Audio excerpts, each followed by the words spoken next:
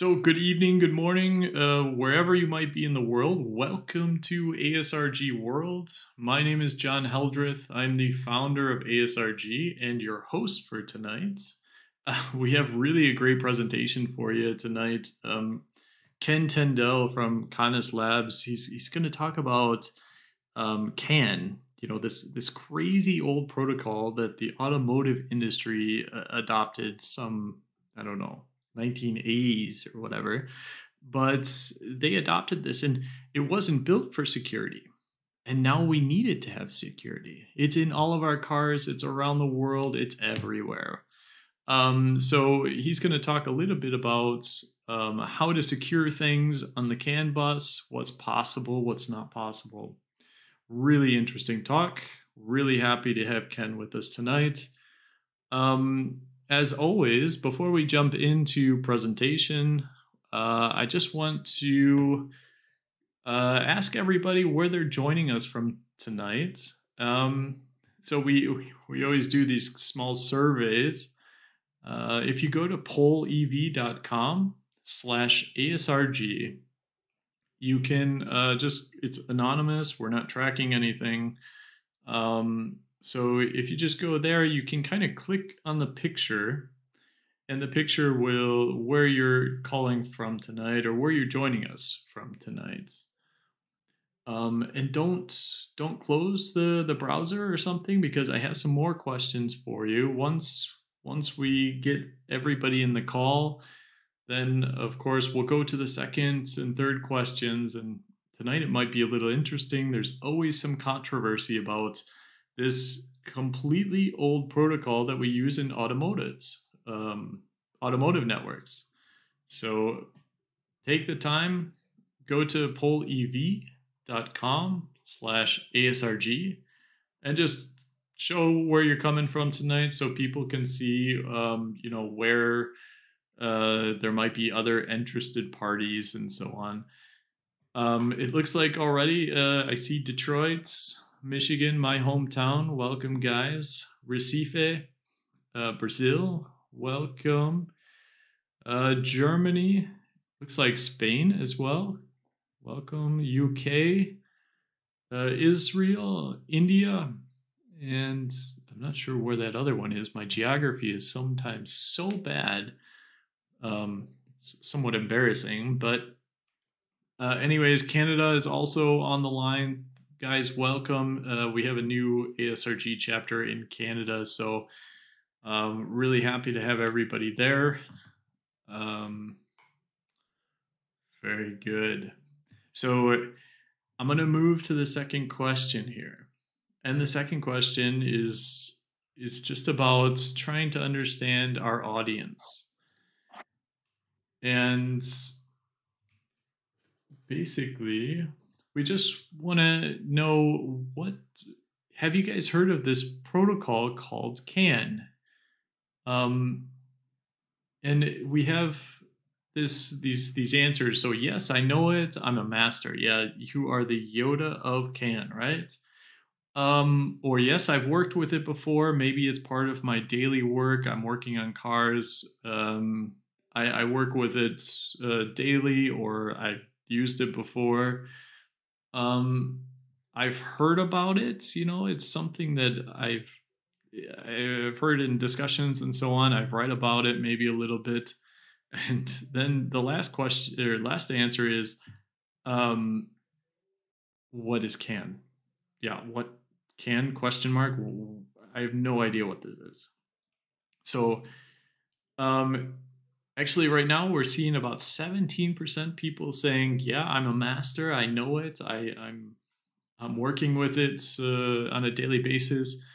42% are saying, "Well, I've worked with it before."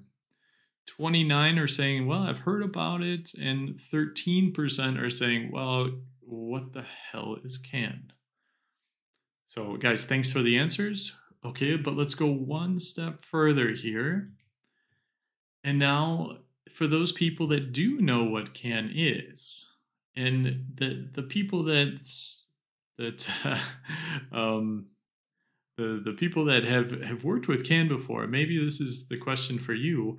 A lot of people believe that the CAN protocol is phasing out, is going to die, so to say. So the question here is, I believe, or I think, the CAN protocol is dead. And this is an interesting discussion because, of course, this is a network architecture. It's a protocol that's being used for, since 1980s, I believe.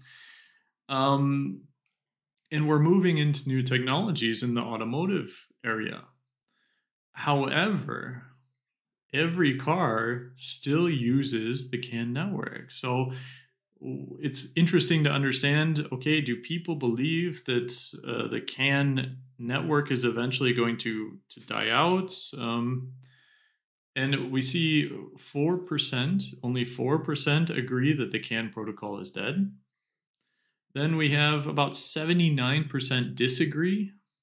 And then 17% are saying, well, again, thanks, but what is CAN?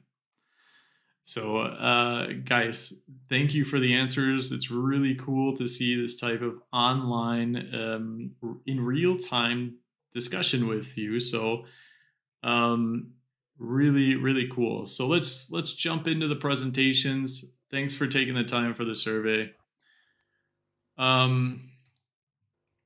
So first of all, again, welcome to ASRG Worlds. My name is John Heldreth. I'm the founder and your host for tonight. We have Ken Tindell from Canis Labs. He's going to talk to us today about CAN and securing CAN, which is an interesting topic. So first of all, let me quickly introduce myself. As I said, my name is John Heldreth. I'm the founder of Automotive Security Research Group, or ASRG for short.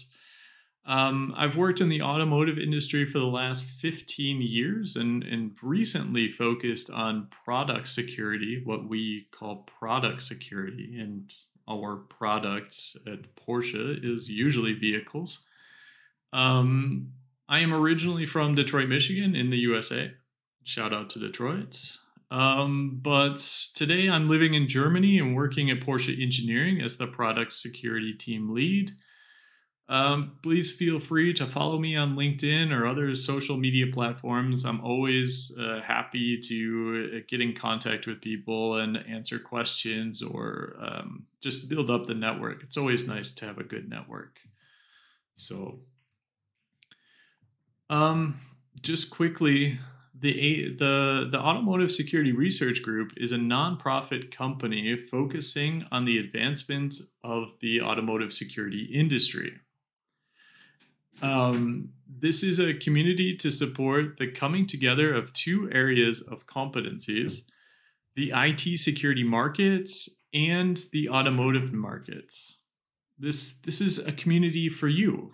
This is for you guys. It's for the automotive engineer. It's for the IT security specialist, for the beginner, the hobbyist, even for those people that might be in the wrong YouTube channel and just happen to find this YouTube live stream. We are trying to remove the boundaries that can occur in the automotive security industry. This could be communication, borders, location, trying to find ways to learn or finding solutions, making good decisions, because basically at the end of the day, we all have the same goals. And this is to keep our customers, which this is our friends, our families, to keep our customers' data safe and secure, which can only be achieved together. So at ASRG, we focus on 3 areas of development. This is knowledge, networking, and collaboration. For knowledge, we want to focus on increasing security-related competencies within the automotive industry to ensure that the people working on the solutions for automotive products, that you guys have the necessary information to make the best decisions, or even to recommend the best decisions, and to do the integrations correctly, and so on. Basically, we want to ensure that everybody has the opportunity to learn and grow in the automotive security field. The second competency, or the second part here, is networking. If you can't find the information, if you don't know the information, then having a network of professionals is very important. They might know where to look, have an experience about a solution or a technology, be able to make recommendations. We can't know everything ourselves. However, as a community, we are stronger. Together, we can support each other. And the last point is collaboration. Since ASRG is a nonprofit, we are an unbiased and offer a space where members and sponsors can innovate outside of the company. This innovation is organized into projects. Some of these projects include like threat intelligence programs, member portals, specification lists, and so on. If you want to get more involved and create an impact on the industry, please send us an email at hello@asrg.io or reaching out over Slack or Telegram, or even by sending us an old school written letter. All of the links are listed in the YouTube description below. So please join the conversation, be a part, and enjoy ASRG. We are around 4,200 members. I think 300 members now. I never can get the exact numbers correct, but we have 28 locations worldwide. And I'd like to point out some of the new locations. We want to welcome Toronto and Windsor, Querétaro in Mexico as well. These are some of the brand new chapters, so really looking forward to what happens here in the future there in Canada and in Mexico. But if you don't see a location near you, this is something that just send us an email, get in touch with us somehow through all of the different communication channels, and just talk to us. Hey, does it make sense maybe to have an ASRG chapter here? So we're very open. We want basically to have provide a good influence on the industry. So just get in contact with us. We'd love to talk to you.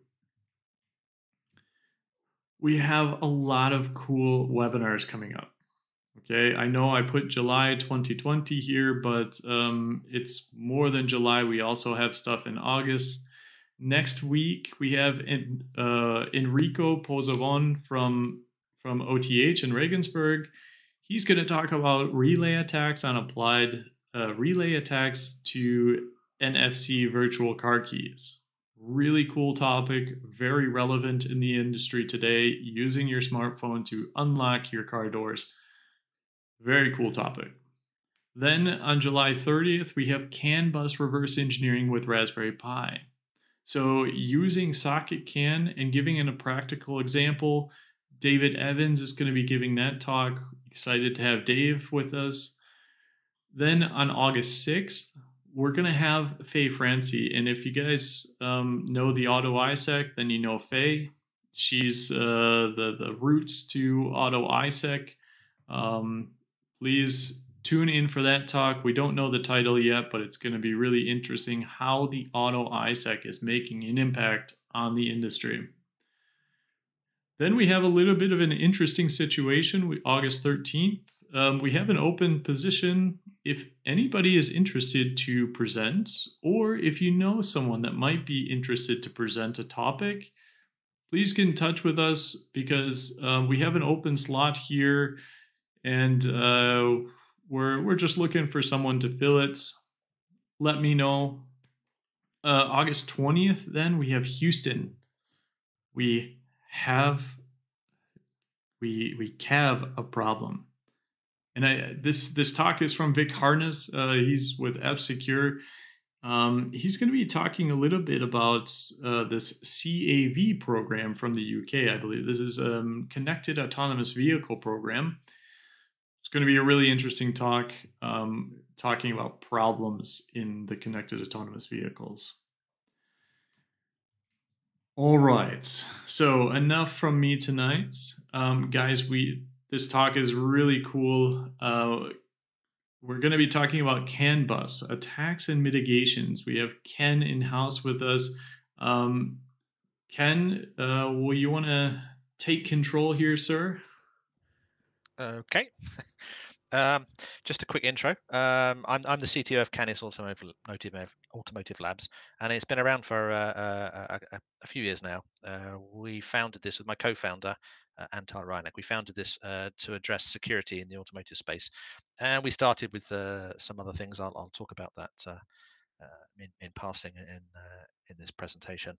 But our focus has been on locking down CAN bus from being attacked, and we have some new technology now that I want to demonstrate in this later. But I'll first of all start with a background on how CAN is attacked, what kind of attacks there are, and then generally what kind of mitigations are being applied, and then we'll talk about some of the stuff that Canis is doing. So, attacks on CAN bus. I will cover mitigation techniques, and then our hardware security for CAN. So starting straight off with the attacks on CAN bus. Well, first of all, to attack CAN, you have to get onto the CAN bus. So what are the ways we get onto the CAN bus? Well, the first way is by attaching a CAN controller and a CAN transceiver and wiring onto the bus. So for example, an OBD2 dongle, that's a really common way of doing that now. Lots of companies are, insurance companies, for example, are pushing OBD2 dongles on their customers to track how they're driving. We had a presentation, in fact, a few weeks ago, ASRG presentation on trackers and immobilizers. They're being wired onto the CAN bus directly, so you take that to a workshop, they'll fit that to the CAN bus, and now you've got a device on your CAN bus. And then wire cutters and a hacking device. You just basically find some part of the wiring loom, cut into it, and insert some hacking device. So, for example, we see quite a few of these. This is an AdBlue emulator. It's got two CAN ports on it, and basically you splice this into your CAN bus, and it lies about the emissions on your truck. So you can get rid of those annoying emission control lights and poison everybody. Obviously, this is a bad thing to have on your vehicle, and people are hacking CAN buses to put these on themselves. So that's one way on the CAN bus, directly wiring in. The other way is hijack a system that's already connected to CAN. So here we exploit a vulnerability that allows malware to be pushed into that device in some way. So, for example, if it was an insurance company's OBD2 dongle, you might attack the insurance company's infrastructure and then send commands through their dongle and then into the car. Or you might try and take over the telematics modem or an infotainment system and so on. And in fact, Stephen Checkaway and his group actually were the first to show how you can remotely get into a vehicle. They hacked into a telematics modem nearly 10 years ago now. In fact, they used an iPod to emulate the actual audio modem tones and they broke through and were able to send CAN frames. And everyone knows about Charlie Miller and Christopher Lasek, who hacked the very high-profile hack of the Jeep system. So that's how you get onto CAN bus. I just want to say something generally about security vulnerabilities, because some people, there's been a general trend of like, well, we just make sure we don't have any vulnerabilities. Well, unfortunately, the world doesn't work like that. There are two ways of constructing software. One is really, really simple, and there are no obvious deficiencies. And the other way is to make it so complicated there are no obvious deficiencies. And this is where we are in our software today because it's so complicated. Now, combine that with the other property where security has nothing to do with functionality. You can build a cryptography product and it works perfectly fine. What looks like random numbers are coming out and it's completely insecure because it's flawed. And the flaws that remain undiscovered until someone looks for them. And I think it was yesterday we had a bug in the way Microsoft looks up DNS that had been undiscovered for 17 years. until someone looked for it. So these things can lie around for a very, very long time with deficiencies. So you combine those two things there with a very complex system, plus actually not obvious when it's broken, and in essence, you are always going to have security vulnerabilities in any complex piece of software. So if we look at hijacking a device, just look at the vulnerabilities. This I just went through the CVE database just this year. Severe problems in the Linux kernel, in the OpenSSL stack, and a horrible remote code execution in a really common TCP/IP stack used in embedded systems. And that's not just big computing. Always we see infotainment as the source of all these vulnerabilities, but it's also in pure embedded firmware. So we've had examples of tire pressure monitoring system being hijacked or crashed with bad sensor packets. That's the first step into to hijacking something.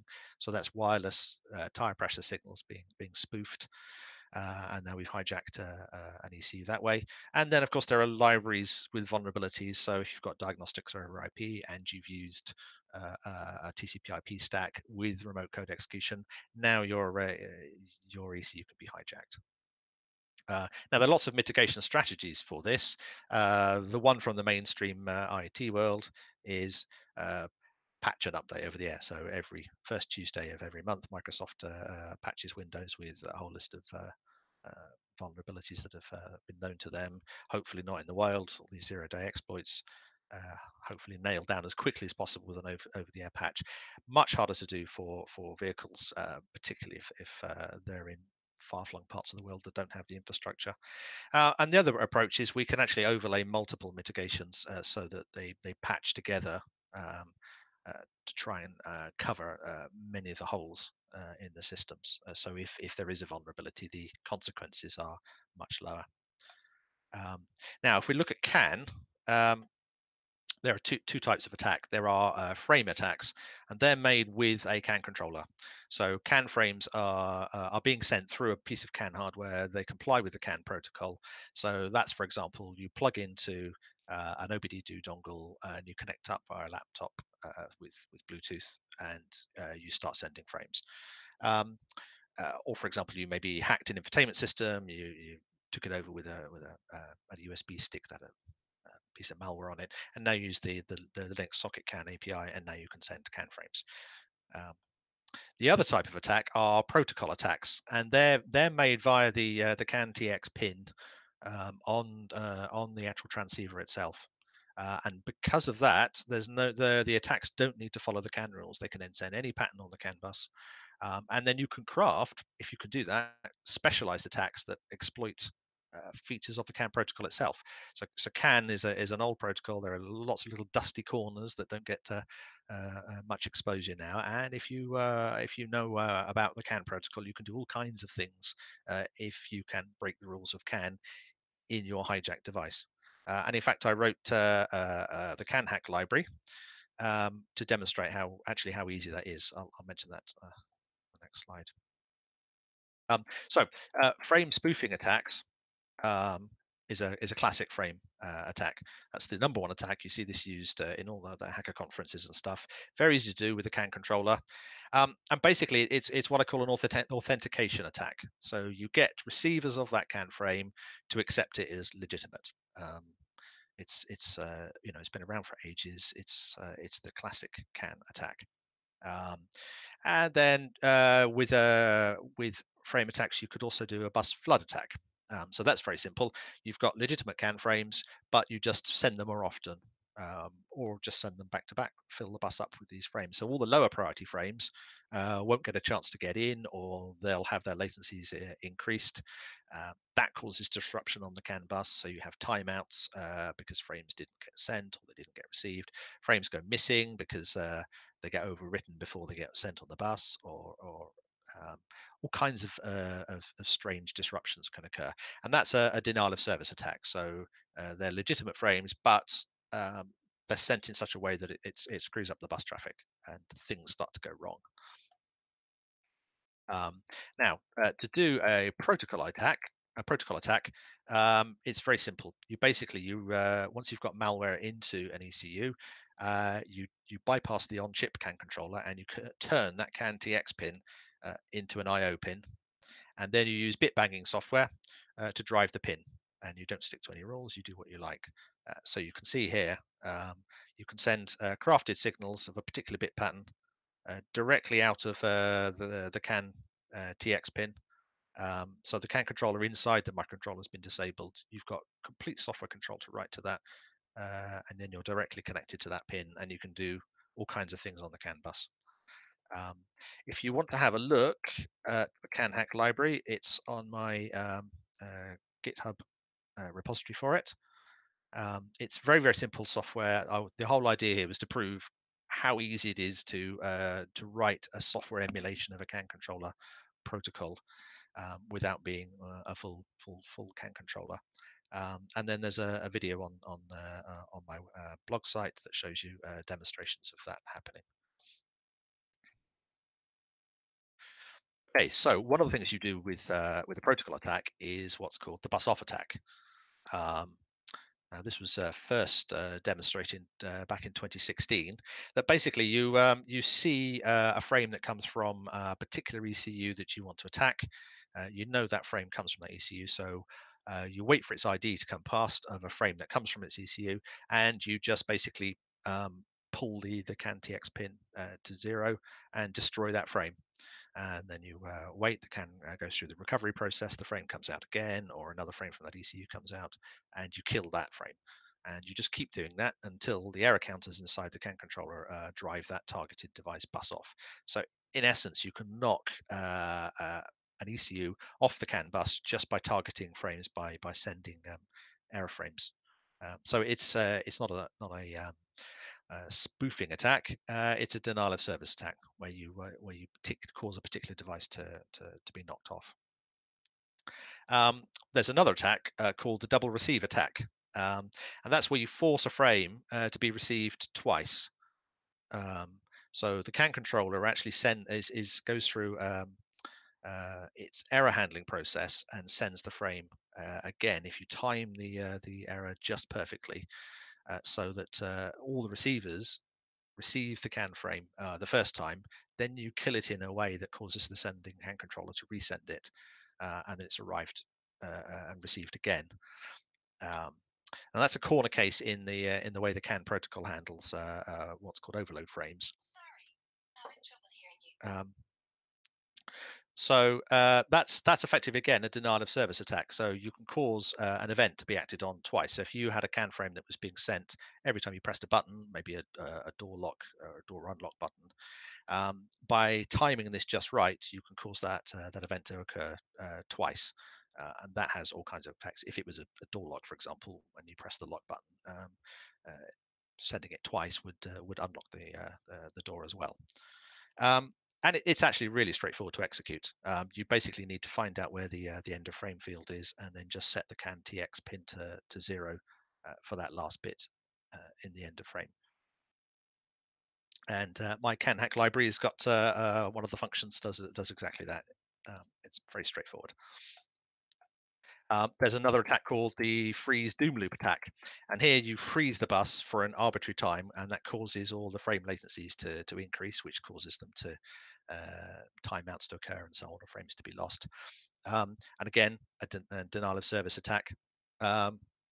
So maybe you want a diagnostic trouble code to be dropped to cause some kind of action. You could target a specific frame, cause it to time out, and then the system will be pushed into a particular state. This again exploits that legacy feature, the overload frames. They're an old thing that aren't used anymore, but it's in the protocol, where all the CAN controllers now respect it. It was designed as a way of slowing down the bus if the CAN hardware couldn't keep up. Back in the 1980s, when all the silicon was slow and CAN was designed, nothing uses it now. But this is a great way of exploiting that old feature that's still in the protocol. And one more attack, the Canis attack. This is a spoofing attack where you can make different receivers see different payloads of the same frame. So if you actually put the signals into the CAN frame as glitches in just the right places, One device will be sampling the CAN bit at a slightly different time to another device, and you can get two different devices will see, two different ECUs will see different payloads for the same frame.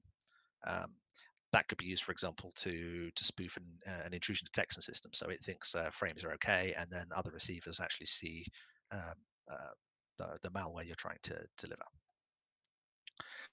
So um, what we need, I think, for CAN is we need uh, what we call last ditch defenses specifically for CAN bus.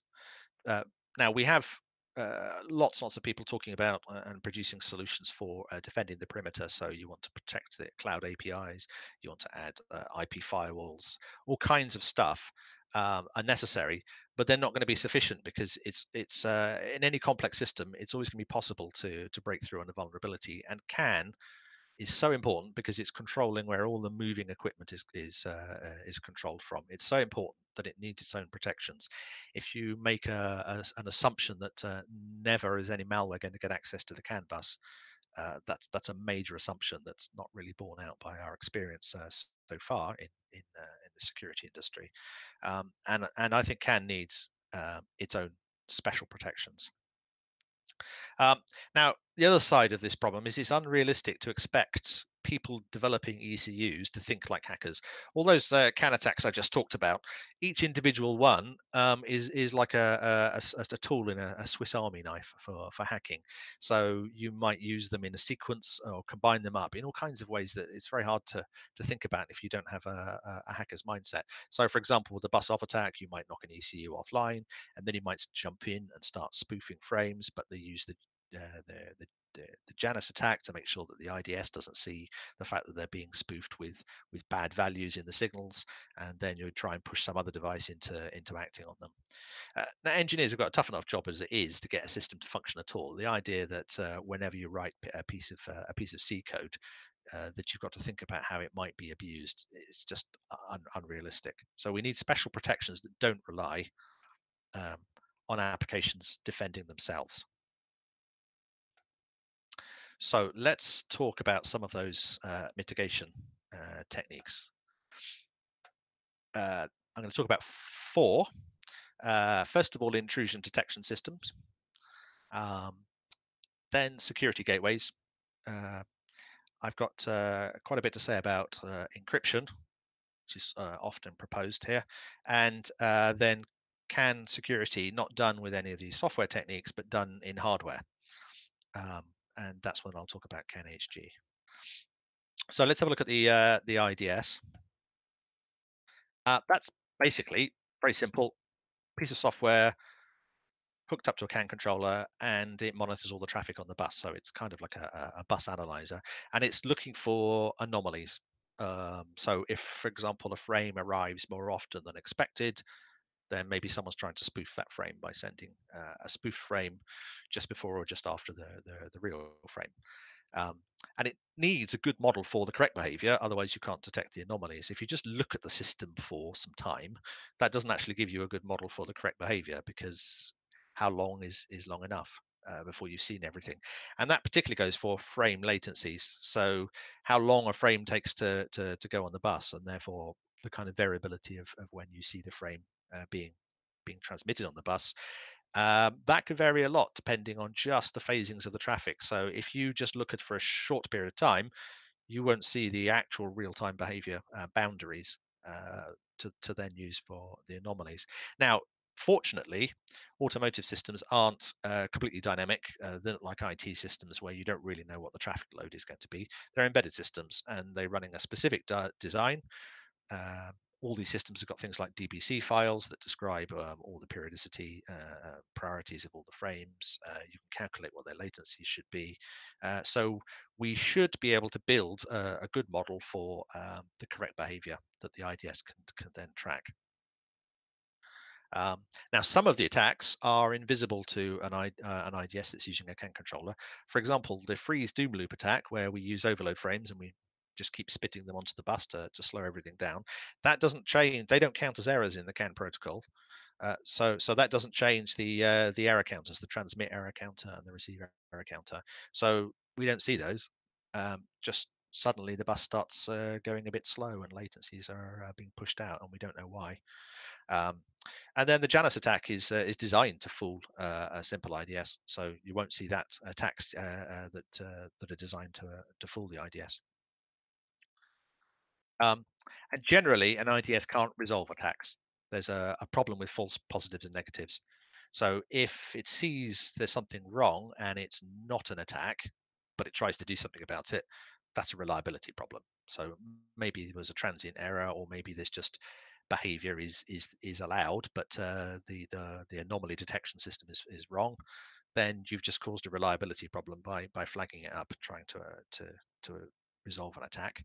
And if you don't act, you didn't detect it, then you've got a false negative problem and you're letting the attack go through.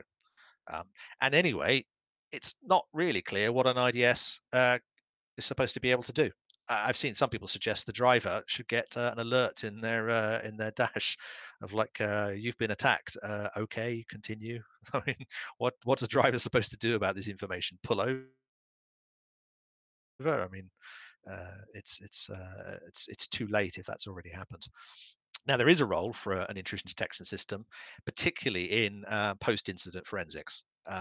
So if you've got, for example, sudden unintended acceleration event, and you've logged that, and you've measured and handled and calculated some of the behavior of the system around that, it's really, really useful to know if that was caused by a hack or some kind of modification to the system or some kind of spurious error. And if you're an insurance company, for example, and you've just pushed a dongle into your customer's vehicle, you really, really want to know if you caused that problem because someone hacked your dongle and you're to blame for it, or whether the car maker was to blame or some other problem.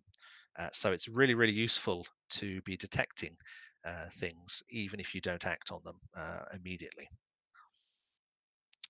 Security gateways. This is another mitigation technique.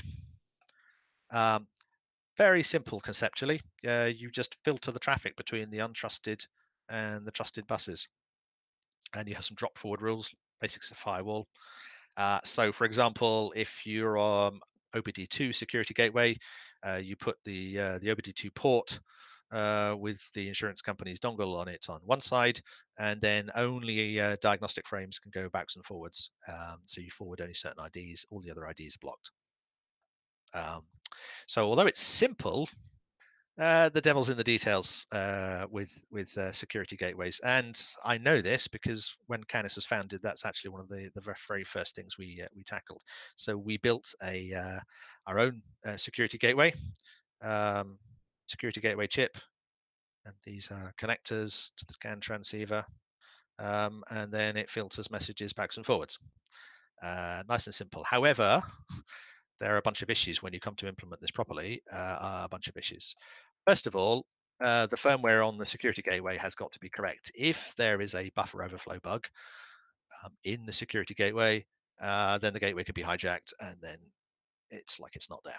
So at the very least, it's got to be done with proper static analysis, proper coding standards, and so on. It has to be built to the highest standards because it's the defensive gateway. There must also be secure programming of all those drop and forward rules. They can't be hardwired in at the factory because there may be updates over the air firmware changes, which means the CAN traffic will change, which means the rules have to be reprogrammable. So they have to be reprogrammed over the air, but the reprogramming mechanism must be as secure as the gateway. Otherwise, a hacker just changes all the drop forward rules by hacking the reprogramming system. It also doesn't stop attacks that use legitimate traffic. So, for example, diagnostic messages going through to a diagnostic stack, which is a very, very complicated piece of software, tripping a bug in that to attack and hijack an ECU on the secure side isn't going to be stopped by a security gateway unless it's specifically programmed to know about the attack. Um, Also, um, the device that's doing this on one bus isn't on the same bus as the receivers on the other side. And this is really important when we look at the atomic multicast property of CAN. Uh, that's a really important property of CAN that lots of people don't know that they're relying on. But basically, when a CAN frame has been marked as sent, in the sender's CAN controller, that means it's been received everywhere on the bus. And if one device didn't get it because there was a CRC error, the CAN protocol causes the whole thing to reset and resend it until it is sent and received by everybody. If we're on a security gateway, then all that really drops down to is the security gateway got it. It doesn't mean that the receivers the other side got it. And in particular, that impacts the buffering and flow control. So, for example, what happens if the sender sends some frames on the bus? They go through into the security gateway, and then the other bus is a bit busy right now. There's a load of frames, and the buffer now overflows because the next frame comes in from, and we haven't sent the first one yet.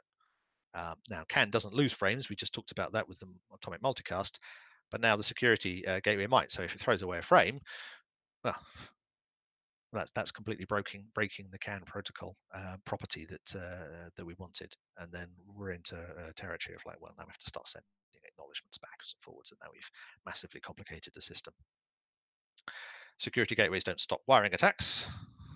Evidently, if you've got wire cutters, that's not going to stop that. And the frame queuing itself needs to be really quite sophisticated. So frames need to be transmitted and relayed across and transmitted in priority order to avoid what's called priority inversion. Just mention that in a minute. But the frame sequence has to be preserved in FIFO order for multi-frame messages. So if you've got a diagnostic message that's maybe composed of 15 CAN frames, they need to go in FIFO order, but the frames need to also be transmitted in priority order to avoid priority inversion. Now, priority inversion is where a high priority urgent frame gets delayed by many, many, many lower priority frames, and that causes watchdog timeouts, and it's also highly intermittent. So it only occurs if a particular pattern just shows up, and it's not a theoretical problem. Is 97 NASA landed a rover spacecraft on Mars, and the system kept tripping out with watchdog resets. And they almost lost that spacecraft. They fortunately were able to do over-the-air updates to software, which is probably easier to do for a spacecraft than it is to do for a car. And it happens when there's FIFO queuing. So a high priority frame is stuck behind a low priority frame, and the person at the front of the queue there on that low priority frame gets delayed by everyone else on the bus.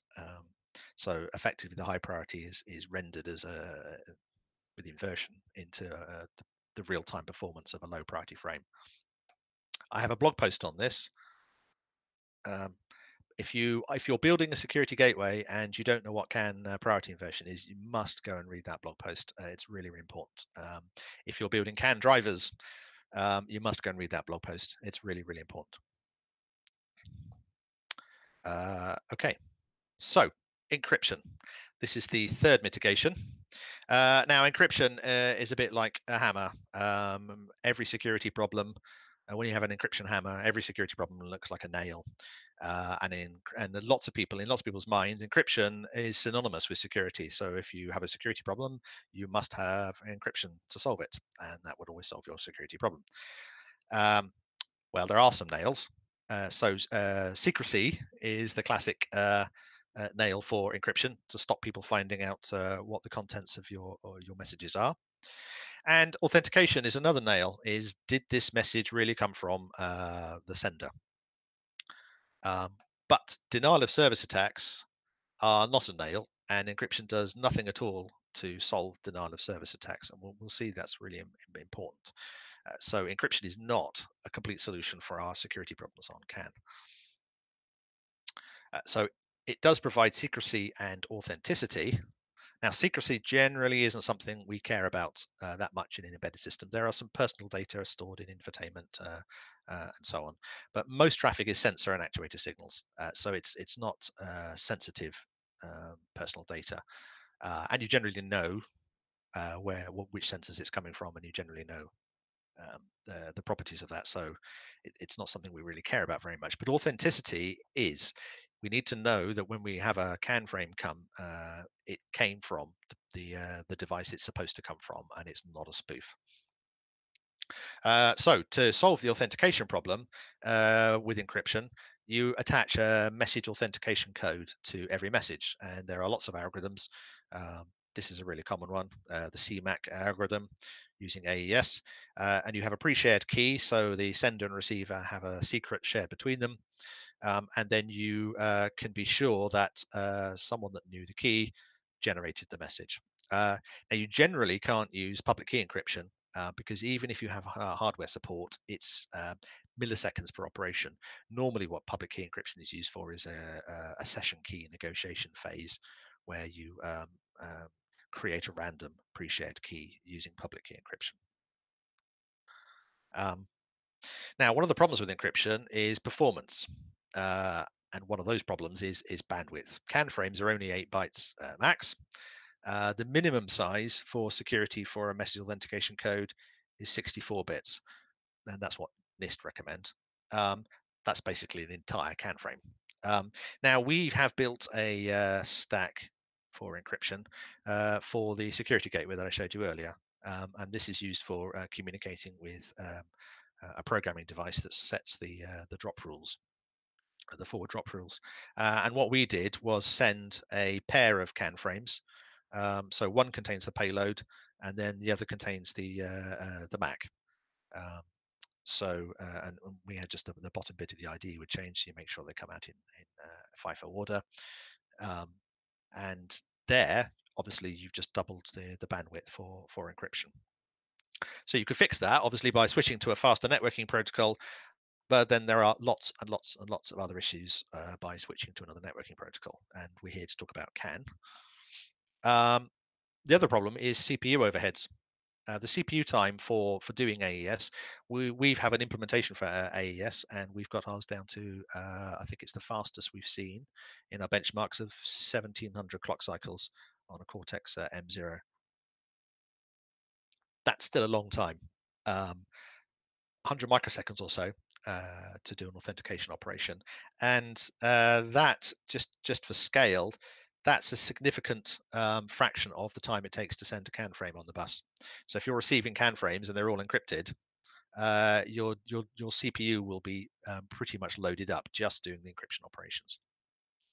Now there are modules for hardware security modules that are put into automotive embedded controllers, and this one here, this is a standard that's been developed a few years ago now, called the SHE, Secure Hardware Extensions. It's a really good standard. It handles not just accelerating AES encryption operations and message authentication code calculations. It also stores keys securely so they can't be read out by the host. And it has protocols built in so that if you are communicating with a key distribution system, there are ways that you can put a key into the system without the CPU finding out what that key is. So it's a really good thing. It's on a whole bunch of microcontrollers, but it needs to be much more widely available before you can start using encryption universally. Another problem is with encryption, depends how it works, but sometimes it's the startup time. Now, if you're an ECU and you're running in a vehicle that's driving down the road and there's a watchdog reset in the engine controller, that engine controller has to be up and running really, really quickly and communicating within milliseconds, because otherwise everything all goes wrong and you get a cascade of faults. Um, if you've reset the device and you've lost your session keys, you've got to go through a key exchange protocol with all the other ECUs all over again. And then there are security problems with key exchange protocols if you try and start this system running again, because a hacker could force a key exchange protocol to start when it isn't needed. And the whole key exchange protocol has to work properly so that every single device gets the same key. So that's not so easy to get right. Also, some of the encryption systems, when you are chaining messages together in order to provide a randomization, sometimes it only works if you are at the start of the chain and you work your way keep receiving messages and you receive everything, and you can carry on down the chain. If you have lost all of your context by a watchdog reset, you're then stuck because you can't randomly seek. So the encryption method you use has to be one that's got a random seek possibility, so that you can pick up midway through a whole communication session and then carry on decrypting messages. So it's an important way that the protocols has to be built to allow embedded systems to jump in and to be knocked out by something like a watchdog reset. Um, and of course, with encryption, like we said earlier, you can't test for security. Flaws remain undiscovered until someone looks for them. And we have seen loads and loads and loads of faults in encryption systems. So, for example, lots of people like to use the same key for encryption and authentication. And CBC mode is one of these chained block cipher modes. Um, and I've seen people say, "Oh well, the key is secret anyway. No one knows it, so we might as well use it in both." Well, if you do that, it turns out there's a flaw where it's absolutely trivial to unzip um, the system and decode everything, and then forge what you like. Um, if you reuse the initialization vector between sessions, again, there's a flaw in the way encryption works. That means that you can break into that. And we've had various things. The whole Wi-Fi WEP key system was broken because these were coming out of reset with all zeros because the implementations weren't done properly. We've got misuse of random numbers, so numbers aren't actually properly random, for example, which is a key property of encryption systems. Even things like using a ROM table to store lookup tables. So for example, yes, it won't run very fast if you have to do the full calculations in every loop. So you use a pre-calculated lookup table, but there are cache timing effects on those ROM tables, and variations tell you how the ROM table was accessed. And believe it or not, tiny variations in say the way when a CAN frame comes out on a bus, you can pull up all kinds of timing variations, push them through a statistical calculation system, and that can actually guess the key or many of the bits of a key. So implementing encryption is not a trivial activity.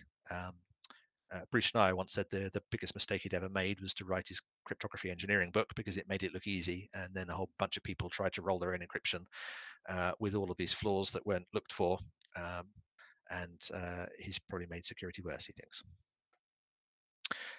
Key security is another big issue. So the keys must be secure, obviously. They must be unique per vehicle. That sounds obvious, but there are people out there that put one key in the entirety of their product range. So they need to be unique per vehicle, because otherwise, if you crack one vehicle, some well-resourced hacker buys a vehicle, pops open all the ECUs, pulls the keys out. Then once you've done that, you can crack every vehicle. So they have to be unique per vehicle, and they must be stored securely in each ECU. Otherwise, you put any malware into a hijacked device, it could just read the keys out, and then you're just as vulnerable as you were before because the keys get swiped. And then they must be distributed securely. So you need a master key to generate the authentication code for the message to say, please change the key, in case the keys have been compromised. Otherwise, malware could just distribute fake keys. So you need authentication for the key master keys. Then the master key itself needs to be reprogrammable in case some insider accidentally or deliberately leaks the key database. Kind of like we saw yesterday with Twitter, an insider is a way in to break these systems as well. So then you need the master key itself being programmable, and then of course this starts to chase its own tail. So that's a problem. The keys themselves must be updated atomically, so every single ECU has to get the same key. So if the programming failed halfway through, then obviously half the devices can't communicate with the other half. So then you have to roll. You need some kind of atomic rollback. So you either everything works or you roll back. But if you've got weak keys that were leaked and you want to and you roll them forward, you have to make sure there's no possibility to force a roll back to old insecure keys.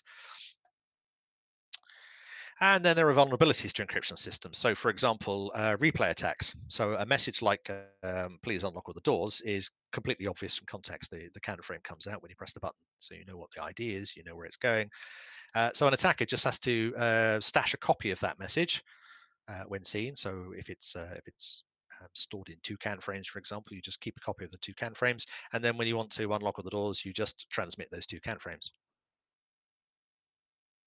So that just replays the authentic message. So everyone thinks it came from the original sender, which it did some time ago, but it's now out of date. So you resolve that by broadcasting a freshness value, which is then used in the calculation of the authentication message. So that if the freshness value has moved on and an old message is being replayed, you know it's an old message and it won't match the freshness value. That's normally a timestamp or a sequence number. But the freshness value broadcast mustn't be subject to a replay attack itself. Otherwise, you broadcast freshness values that everyone says, "Oh, that's now the time," and then the other replayed message now matches. So you then need to have some kind of driving cycle count or some kind of non-volatile memory that remembers that the session has moved on, so that the freshness value from the previous driving cycle is no longer valid in the current driving cycle, and that means you have to store it in E squared. But then you have to be careful because you have a denial of service attack on forcing all the keys into E squared, and it only takes so many writes to non-volatile memory before you've killed the chip. So there are lots and lots of issues around fixing replay attacks with encryption. And then one of the biggest problems with encryption is that those keys are shared widely inside the vehicle. Most CAN systems have a publish subscribe model, so that one ECU will publish a particular signal sensor value, for example, and they go out to all the devices that are using them. So all of the devices that use a published value have to have the same key as the publisher, and there's not that many keys you can have. The HIS SHE hardware security module I think has 8 key pairs limited in it. So there's only a few keys that you can store. So you can't have each ECU gets its own key as a publisher and so on. So they have to be shared between publishers and subscribers. And any ECU that contains that shared key can create authentic frames as if from any other device that was publishing data with that key. So for even though you don't know what the key is in a hardware security module, you can ask the hardware security module to create the CAN frame um, with the spoof data. So hijacking the subscriber to a signal allows it to spoof frames from the publisher of that frame, which is obviously means that hijacking the ECU cracks the encryption, which is what we were trying to solve in the first place. So this is all starting to get very, very, very complicated, and this is our CryptoCam was designed to solve a whole bunch of these problems, and it's at this point we thought um, we need to start revisiting this. Um, and of course, encryption doesn't mitigate denial of service attacks, which is one of the things we were trying to solve in the first place. All it says is that's not a spoof. It doesn't say anything about will it arrive on time, will the bus be flooded, will there be a bus off attack. All of those things aren't fixed by encryption at all. Um, I can do a bus off attack, and the fact that the payload contains encrypted data is completely irrelevant. I can still knock a device off the bus. So we need to take a step back, I think, from all of these mitigation techniques and just reiterate what we're trying to do. And I think we're trying to do two things on CAN. We're trying to solve the authentication problem so that any device that receives a CAN frame must be able to rely on it coming from the place it's supposed to come from. Um, and then we don't need to put anything into our ECU application to try and defend. We just rely on the fact that the system authenticated it when it passed it through to the application. And the second thing is we must have a mechanism to prevent denial of service attacks. So when you glue all these systems together on the bus, we need to know that all the frames are always going to get through in the bounded latency. Um, that's what we always need on CAN, but we now need to know that we can do that in the presence of specific attacks. So if there's a bus flood attack, we need to be able to stop a bus flood attack because the system needs to rely on all the frames getting through, even if there's a denial of service attack. So if we have another look and we say, okay, let's try this a completely new way of dealing with this. Let's try and use hardware to provide CAN security. And NXP have done just that. They've got a secure CAN transceiver, and it's very simple. It has a table of legitimate CAN IDs that the host is allowed to send, and it's brilliant. Any frame that goes out of the host and has a CAN ID that's not on the list um, is a spoofing attempt. Um, so what the transceiver does is it uses the CAN error mechanism to destroy that frame before it's fully received anywhere. So there's an error frame pushed out over the top of it, and no one receives that frame. It also works the other way around. Um, any other device trying to spoof um, a frame with the ID on the list also is destroyed, because by definition, if that list is the frames we send and someone else sent it, it must be a spoof. So it's destroyed. And there's some anti-denial of service attacks features uh, in the hardware. So it's got what they call a leaky bucket algorithm. So that measures a kind of rate limit for frames coming out. So you can't do a bus flood attack. So this is a really nice way if you kind of sit back and think, actually, this fixes the authentication problem now, because frames are being destroyed either if someone else is trying to spoof it or if the hijacked host is trying to spoof it. It's a very powerful piece of authentication, and it's got at least a nod to denial of service attacks. So that's a pretty powerful way. So by looking at hardware, we've been able to do a whole bunch of things that we couldn't do in intrusion detection, that we couldn't do with encryption, and here we are with. This isn't a security gateway, by the way. These are frames as they're going out through there. They're being destroyed before they've been finished sending. So there's no buffering issues. So we've basically addressed a whole bunch of the issues that I talked about for intrusion detection and security gateways and encryption, um, all without changing any of the software in the host ECU, just by swapping out the CAN transceiver for a secure one. So that's a pretty neat new way of tightening up CAN security. Now there are a couple of issues with this. We've still got the same problem we had with the security gateway. Those ID lists have to be programmable, and they have to be programmable over the air, because you can't put like a programming connector on, because the ECUs have been installed in a vehicle, and you simply can't scrabble around. In fact, you can do an update to software on a spacecraft on Mars easier than you can undo a car in a workshop and get physical access to it. So there has to be some kind of over-the-air programmability of those lists, and it has the same atomicity problem. So it has to work when you do it. It has to work everywhere, or else you've got to roll it back everywhere. Um, Otherwise, the frame lists are all scrambled up, and you've got half a new application and half the old one. And there has to be a secure method for doing that over the air programmable method. Otherwise, you could just have malware that just rewrites the lists. So if there's some kind of programming mode, it has to be a secure programming mode. And that leaky bucket algorithm is pretty weak. So if you're going to flood the bus, that's fine.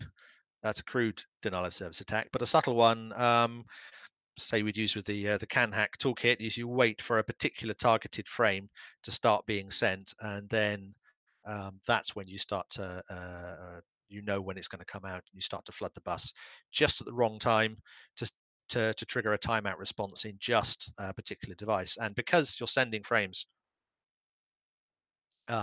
and you've got budget, if you like, in your leaky bucket algorithm, you can flood the bus over a short period of time, which might just cause one of the frames to be delayed. So there's problems there, and you also have to protect against the CAN protocol attacks. So like the bus off attack, where you push a error frame onto the bus from your I/O pin. There has to be protections against that. That's not been discussed in any of the data I've seen. So I don't know how that works. So This brings me to CanHG security. Now, CanHG is something Canis Labs has developed, and it's a way of augmenting standard CAN for higher performance with security features to guard the bus. That's where the HG comes from. And the concept is we put out of band data inside a CAN frame, and that data is invisible to CAN controllers. Um, and because of that, it's fully compatible with CAN. So we can use existing CAN controllers, we can use existing wiring topologies, we can use existing CAN transceivers. All of that works, and we can then therefore fully mix CAN and CAN HG hardware on the same bus. So we can get protections even if some of the systems aren't using CAN HG. So I'll just say how we encode out of band data. Here is a couple of CAN bits. And this is a window of all the different devices will sample the CAN signal. So there's the point where they all synchronize with the CAN bits. And they will then sample, depending on clock drift and so on, they will sample within a window. And what we do is we put extra bits after that window and before the next window. And if that first bit is a dominant bit, a 0, the CAN protocol says that none of the, basically you don't sample anything um, after that. You don't synchronize on any edges. So effectively, the line is ignored from the end of the sample window after a dominant bit to the next sample window. So by putting those extra bits in there, we call them fast bits because they go faster than CAN bits. And we can run them at about 10 megabits a second, just under 10 megabits a second bit rate. We can put extra data in a CAN frame. And what we do with that out of band data, those fast bits, is we encode a hardware source address for where that CAN frame came from. So we don't need any software on the host microcontroller. They're not keys. It's not an encryption system. They're basically we just mark up where the hardware for that sent the CAN frame, and then somewhere on the bus you have a central intrusion detection system, intrusion prevention system, or IDPS in this case, that reads out that hardware source address, and then if it's present or if it's not present, and then it checks the CAN ID to see if that address is what's expected. So we could use a whitelist, or it could do all kinds of rules. And if the CAN frame is not expected, then it's a spoofed frame. And sometimes we may expect no source address, and if we see a source address, hardware source address, we know it's a spoofed frame. And the IDPS then generates a CAN error on the bus before that frame is finished being received, so that it's never received by a CAN controller anywhere else on the bus. So it's been destroyed. And that provides authentication of a CAN frame. So when a CAN frame is received, then the receiver knows it was legitimate because the IDPS would have destroyed it. So for example, here is our standard microcontroller with CAN, and it sends its CAN bits out as normal. This goes through here, and then it gets augmented with the extra bits here that encode this source address. And then at the IDPS end, somewhere on the bus, basically we get a bunch of metadata sent into the IDPS software saying, here's some timestamps, here's the hardware source address, here's some other information. And then the IDPS can make a decision to destroy that frame or not before that frame has been received. So, for example, let's say we want to send this CAN frame on the bus. It transmits the ID. The IDPS gets the ID because it gets events during the reception of a CAN frame, and then the CAN frame body goes through, and it gets a tag put on it that comes through here. And at this point, the IDPS knows whether that is legitimate or not, and can decide to destroy it or not. So as the rest of the CAN frame starts to be sent out, the IDPS can send and overwrite it with an error frame, which causes all the CAN controllers to see an error, resynchronize, and the arbitration begins again. So that means that none of them will receive a CAN frame if the IDPS has decided that it's in error. So that's our authentication scheme. But destroying a spoof frame, that's only the first layer of protection, which is great. But what will happen is once you've destroyed that CAN frame, the CAN protocol will just retransmit that CAN frame because if it's a CAN controller that's being used to do the spoofing attack, it's just going to resend it again. And the IDPS will destroy it again. And that will repeat in what I call a doom loop, round and around and around and around and around, up to 32 frames, and then the sender will go bus off. And if it's malware that's doing the spoofing, it just needs to jump in, reset its CAN controller module on chip, and bring it back up, and it's recovered from bus off immediately, and it can carry on. So without denial of service protection, a spoof attack has just become a denial of service attack, where we've been flooding the bus with the spoof bits of the spoof frame because they haven't been actually finished. So we have some denial of service attack protection. So NHG Guardian hardware, because that's running in every device, that security hardware is tracking a CAN frame in order to tag it. It also can actually receive a CAN frame. And the IDPS basically can send a command in a CAN frame, and it's given CAN ID 0, which is the highest priority in CAN. And it contains information that says who's doing the spoofing should please Guardian hardware disconnect the host from the CAN TX pin. So you stop the spoofing device from sending stuff on the CAN bus. And that prevents further attacks. And then later on, the IDPS can readmit the host later. There's all kinds of policies and network management stuff you can do. Maybe there's a watchdog system that triggers a reset, which might erase the malware that was in RAM only. All kinds of network management stuff. You can bring it back in after a transient error. So I want to show you this this working for real. So I've got a little demonstration video put together here. Now this is a microcontroller board here, and that is an STM32 device with a couple of on-chip CAN controllers on it. And we run the MicroPython interpreter in there, which wraps a whole bunch of our firmware up and gives it a MicroPython interface. And that's really, really cool for putting together little demos, scripting up tests and stuff, being able to write it in Python quickly instead of having a whole embedded systems rebuild is a fantastically flexible way of putting tests together. And then this lot here is a nice little, this is a ribbon cable CAN bus. So if you want to put together a little demo system, I can recommend this because you can just snap these 9-pin D-sub connectors onto the ribbon cable, and those 9-pin connectors are the standardized ones that all the tools use. So this is we're using a Kvaza Leaf USB CAN adapter here that also has the 9-pin interface on it. And then we have a logic analyzer box. We use a layer in this demo. That's connected up to the CAN transceiver to receive what's going on the bus. And then these here are rack boards that we use in Canis Labs for doing tests on different wiring topologies, different wiring harnesses, and they're normally in a 19-inch rack, but they're actually really useful for demos. So I've used them here for pulled them out the rack for a couple of demos.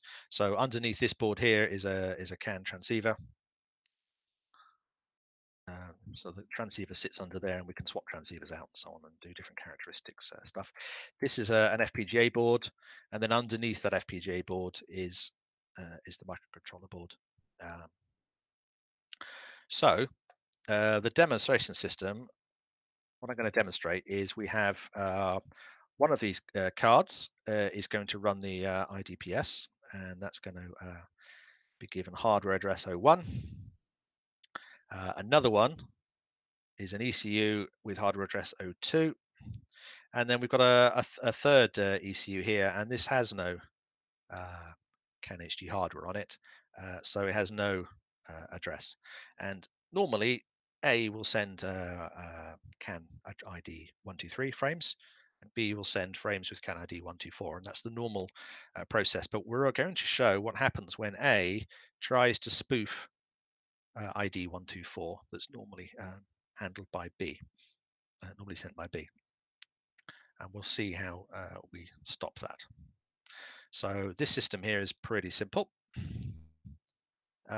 So I've got three command line windows here open. So basically I'm logged into each of these microcontrollers, and that's just a command line to the MicroPython interpreter, which is one of the reasons this is such a flexible thing. Actually log into a microcontroller. And then this here is the Busmaster tool. That's a free piece of software made by ETAS, and it's interfaced to the Kvaso. It drives the Kvaso leaf tool, and that's clipped onto the bus. So we'll see the CAN frames that this can send. So if we zoom in and we talk to the IDPS, I've wrapped up our IDPS firmware and given it a Python API, and so we could use the command line and basically update its tables using Python here. So here we bind ID 123 to address 2. So we say that hardware address 2 is the place that CAN frames of ID 123 come from, and CAN frames with ID 124 they come from something that doesn't have any hardware, so it doesn't have a hardware source address.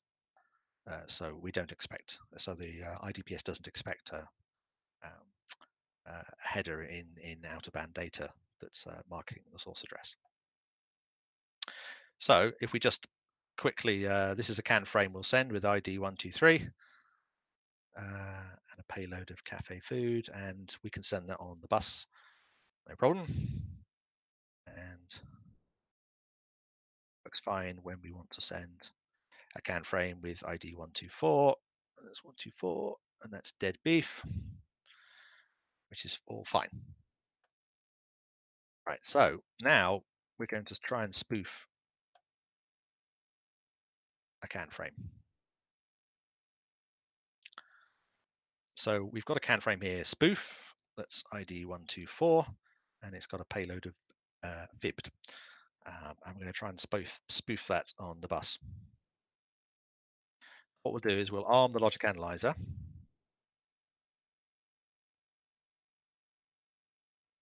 And we will send that frame and see what happens.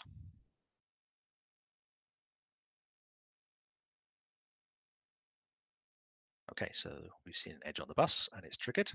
That little, what looks like a glitch there is actually a whole bunch of CAN traffic. So if we zoom into that, there, so that's ID 124. And those little edges there, those are the fast bits, and they are encoding the address. So it says that frame 124 came from the address encoded by that, which we know is address 2. Then you can see F1, or first byte of fibbed, was also sent on the bus, and then we had an error frame.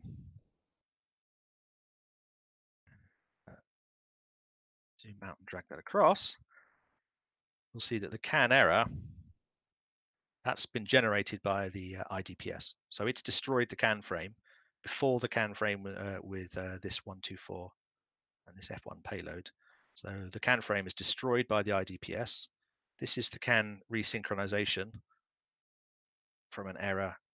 So that's the error delimiter in CAN. And that's when arbitration begins again. And then ID 0 wins arbitration. And then this came from the IDPS. And that is basically a binary instruction to tell the hardware that's guarding to turn off the host and stop its access to the CAN bus. And so we can see how that's happened. So these are the first couple of frames that we saw. Then we have an error on the bus, and then we get the IDPS command that is killing the bus access for node A that was trying to spoof 124, and we never hear from it again. It's no more traffic. So 124 with dead beef, that's the legitimate traffic, and the bus analyzer here did not see a CAN frame with CAN ID 124 containing fibbed. So we've not just stopped the spoofing, we've also stopped the denial of service of repeated spoofing attempts. So node A has now been knocked off the CAN bus, and its malware can't talk on CAN.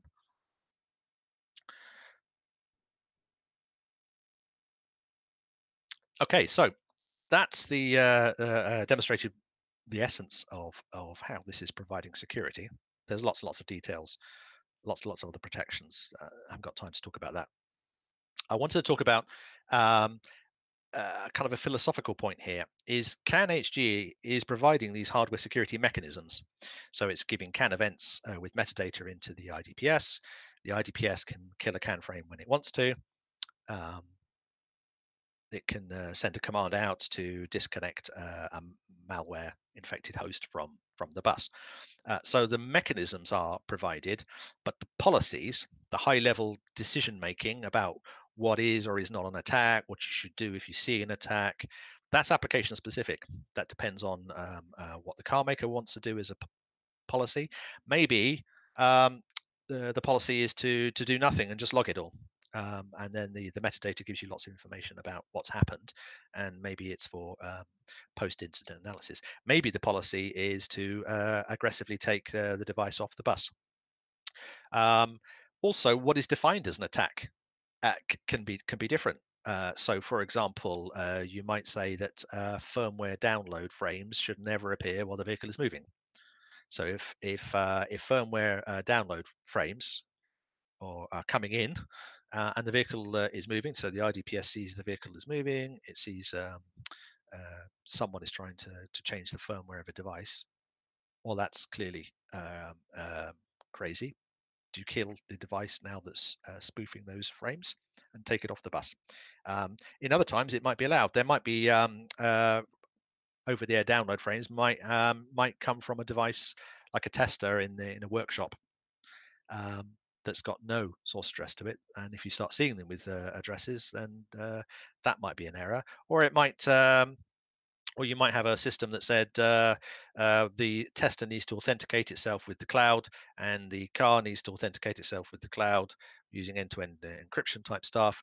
Now we know, and only when we have an authenticated tester that's registered with a central server somewhere at the car EOM, that's the only time now that we can then see over-the-air download frames on the CAN bus. So all kinds of policies can be done. Putting those in hardware directly is just crazy, because everybody's got different policies.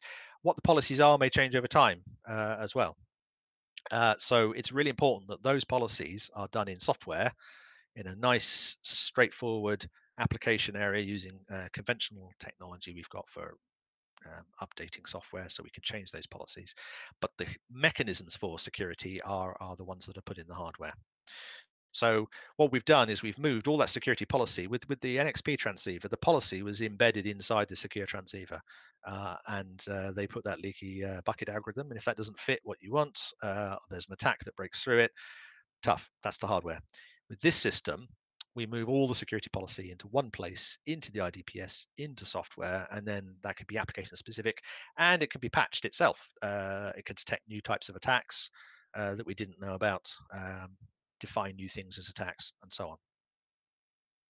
So, for example, we talked before about how the leaky bucket algorithm was actually a pretty weak network budget approach, was pretty weak to detecting bus flood attacks. So we have put into our software a per frame timing model.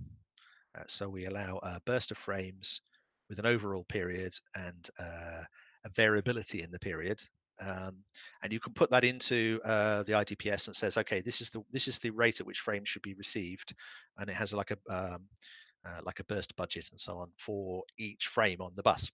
And those parameters can then feed into a CAN timing model using deadline monotonic analysis, and then you can calculate the worst case latencies for all the frames on the bus that fit within this model. And then the IDPS can enforce that timing model. So any device that steps out of that and sending that particular frame at the wrong rates is a violation of the timing model, and it can be shut off the bus.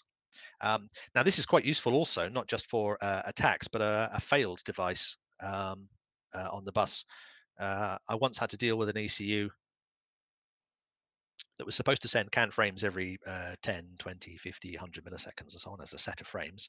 And under certain cases, all the frames came out with a period of 8 milliseconds. And it took ages to work out what was happening was that the CAN networking software was being initialized. All the CAN frames became due at initialization, and they were all sent out with initial values. And then the watchdog timer kicked in, reset the ECU, started up again, came out again. So basically, all the CAN frames had inherited the periodicity of the watchdog timer. Now you can imagine that escaping testing, because it only happens if a certain DTC trouble code has been dropped or something like that. And so suddenly you've got a ticking bomb that's going to flood your bus with CAN frames that are too fast. So the IDPS here, actually in this case, would see that as a bus flood attack, but in fact it's what's called in fault tolerance a babbling idiot. It's an ECU that's gone crazy. And all the other devices are now protected against it. So I just wanted to say some words about deployment. It's a scalable system. We just saw in the demonstration that you don't need the Bus Guardian hardware everywhere. You just need them on devices that have security issues.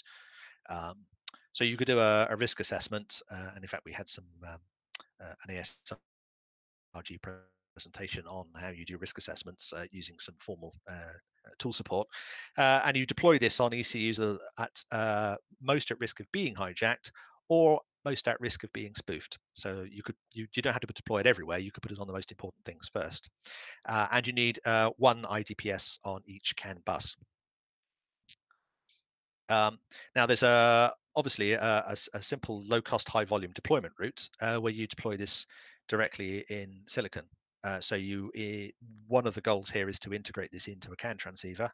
The gate count on our hardware IP is small enough, and there's no requirement for non-volatile memory because the only thing that's set up is a one-time programmed hardware source address, which could just be pins on a chip even. Or fuses in a non-flash based system. And the IDPS can be on a standalone device,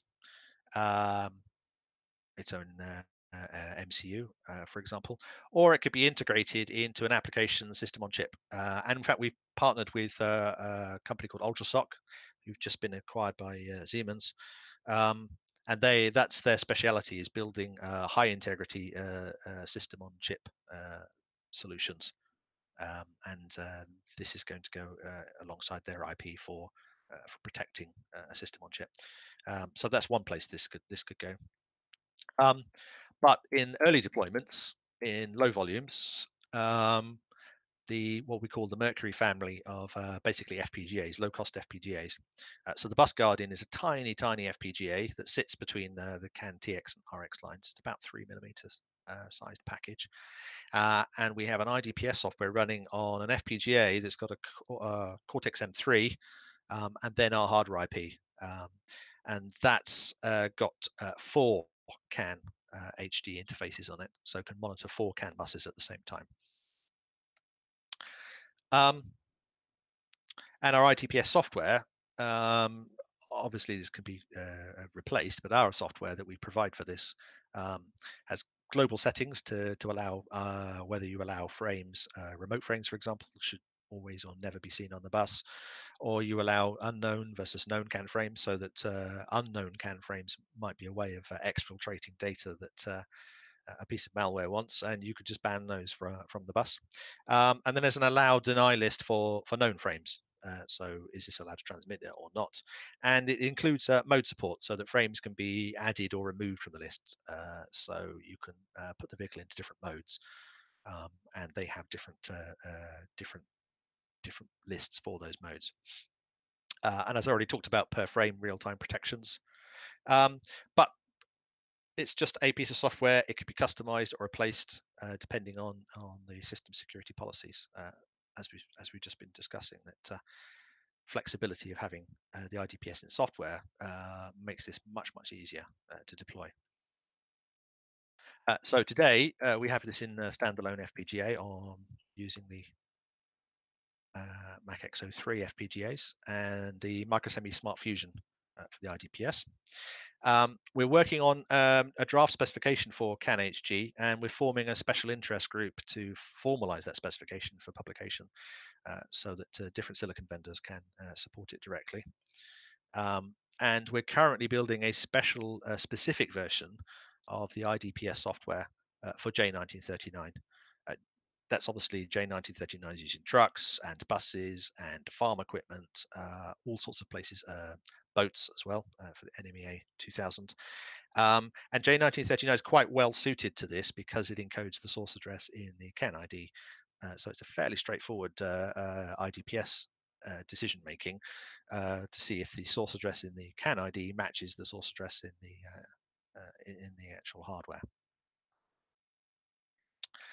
So, to summarize what we've said, right at the start, we looked at the different type of CAN bus attacks, the frame attacks versus protocol attacks, authentication versus denial of service, and we looked at different mitigations. So we talked about a simple IDS and its false positive negative problem, and a security gateway, which the devil is in the detail, difficult to get right, and then encryption, where there are lots and lots of issues, and it only solves authentication and not denial of service attack mitigation.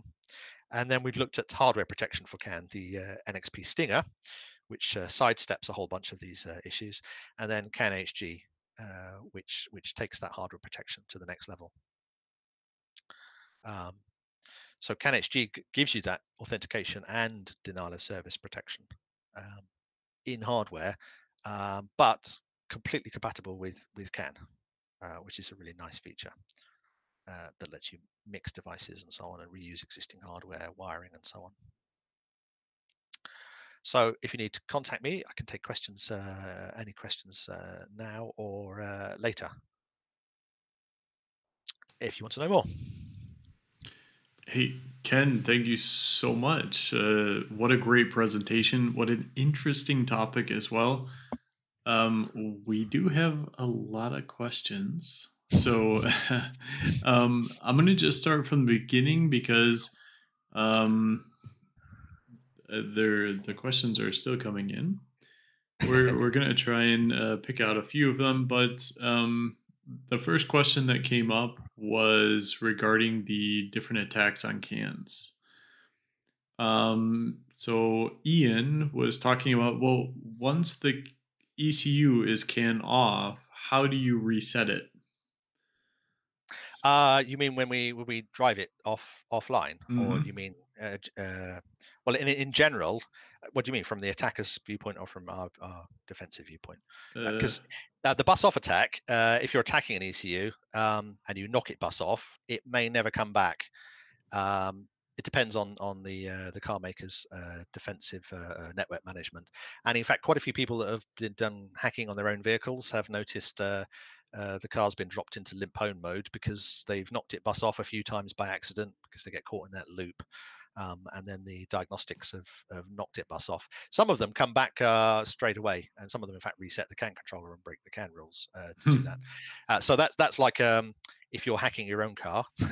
If you're talking about the CAN-HG defense, and we push a CAN controller offline, we actually don't push it offline by sending it bus off. What we actually do is we send it, we freeze it in a freeze doom loop. So our hardware IP block, when it's sending CAN frames, it actually sends back a sequence of overload frames. So it effectively hacks the host CAN controller, freezes it, so it doesn't go bus off. It's frozen. Mm. And then when you want to bring it back online, you stop sending those overload frames, and it comes back online. Um, and it won't have detected itself going bus off. So if you want to bring it back on, uh, then you can bring it back on in a smooth way without causing disruption. Okay. So I hope that answers that. Yeah, I think so. The next question was, has Canis discovered manufacturers embedding vulnerabilities at the behind or as to the advantage of government agencies? I've not come across that. Uh, it's probably wise to be a bit paranoid and act as if that could happen.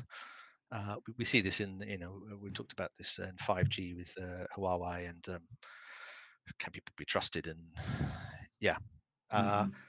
I think hasn't there been isn't there a scheduled seminar on insider issues of There was, but there was. the insider issues is more inside the company itself, you know. So Oh, I see. Well, I mean, that's one issue is you get a spy hired by by a car maker, and then yeah. they stick. I mean, we saw that happen. That's happened with routers. So the Juniper router, in fact, Uh, has been backdoored by two different countries' spooks simultaneously. So yeah, that's definitely an issue that should be considered. That there could be specific vulnerabilities injected. but at Yeah. least you haven't seen this until now. No, no. I would be. I'd probably be the guest speaker on every security conference in the world if I'd have detected that. I'll be on the news. Well, but you're here on ASRG, and that's the Yeah, world. So, that is yeah. Yeah. all right. So the next question is: We will IDS be of more value in a self-driving vehicle, as the car would need to know it's under attack to react appropriately. So, Yeah, yeah. I mean that opens up a whole bunch of these issues on autonomous vehicles on a wider issue of safety. Safety and security are quite closely linked concepts. And yeah, if you're a self-driving car and you are being attacked, um, yeah, you need to be able to be put into a safe state. But mhm, ideally, a hack shouldn't be able to break through into an unsafe state. However, in the way that self-driving cars work, there's a whole different level of safety cases are needed because of the way the vehicles are based on machine learning and stuff like that. So, uh, if there is a fail-safe state, you could potentially do that, but it becomes a real problem then if you're have false positives again of being pushed into a fail-safe state where you pull over and halt the car on the side of the road. Um, yeah, if you could trigger that to happen by getting the car to react badly, then yeah, that's just as bad as an attack, isn't it? If you get 10,000 cars to all pull over and stop, that's it's that's a pretty good attack all by itself. yeah. And when we talk about IDS, we're talking about potentially an attack, and this is always for me Oh a little yeah, bit yeah, of so yeah, when we talk about IDS having an impact on a vehicle, an IDS is probably, or just from my point of view, should not be having an impact on the safety functions. yeah. So, I I think in terms of a classic IDS, I think its role is much more about forensics mm, than prevention system. yeah. Yeah. Okay, then the next question is, not sure if this is NXP's approach. However, can issues with single key encryption be resolved with rolling codes? Rolling sequence and device keys can only be reset by authorized dealers, for instance. Yeah, I'm not so sure how because I know that's used a lot in the remote key fob Hmm. stuff. I'm not sure how that would fit quite so well uh, in the hardware security space here. Um, the whole rolling key stuff tends to be about making sure that someone can't be look each time you use the key is it's in a different place, and so therefore it's much harder to spy on it. I'm not sure that really fits here because you could have malware having hijacked an ECU that just sits there. It could monitor a vehicle for however long it gets to stay in an ECU for, and that means rolling codes will roll around. There's kind of a similar problem to the whole thing with the freshness value. Yep. If the freshness value rolls over, then all the old stale messages suddenly become replayable. Mm-hmm. No, yeah, totally agree. The next question was, can we not also spoof source addresses as well with the right hardware dongle? Yeah, yep. Yeah, so a whole bunch of the things I didn't have time to get distracted in on the protections. There's a whole bunch of protections inside that hardware IP block in the bus guardian.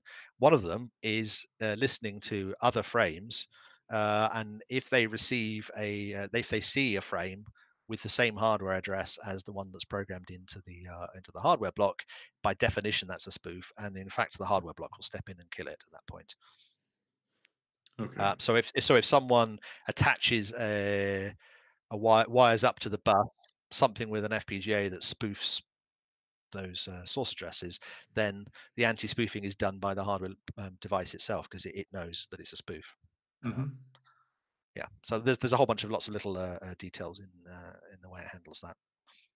Okay, great. Next question is, what happens if the attacker emulates the CAN HG protocol to send their frame? Yeah, that's basically the same issue there. Is they can emulate the CAN HG. First of all, actually, it's a lot harder to do that in software with any form of bit banging. So it would have to be a piece of Mm-hmm. hardware that would do that, because these these bits are so fast that the software couldn't do that. So basically, uh, the each Guardian device monitors the traffic to see its own protocol being used against it, um, and so it can see a spoof, Mm. and then the IDPS can then detect what's going on afterwards, kind of clear up the mess. Okay. All right. Um, Then we had here, just wondering if there are any FIPS certified crypto modules in the automotive space.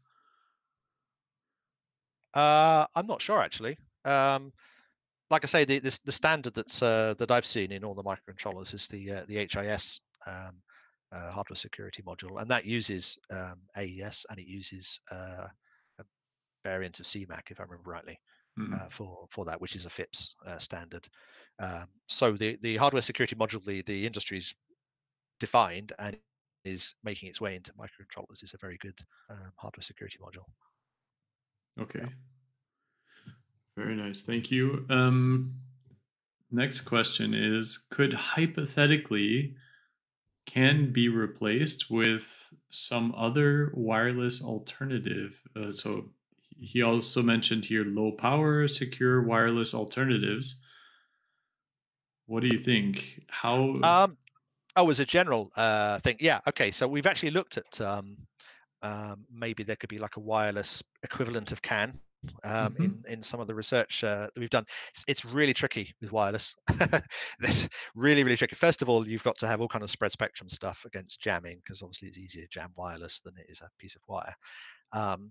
But one of the biggest problems is you can't easily do the arbitration stuff, so that short latency frames with priorities happen.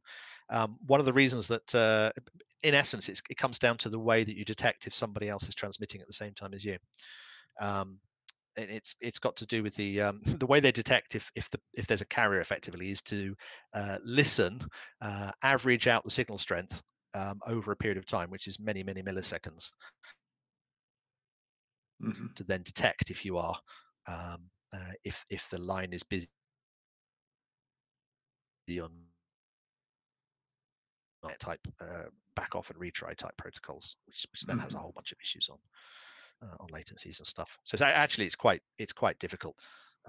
Yeah, nice idea though.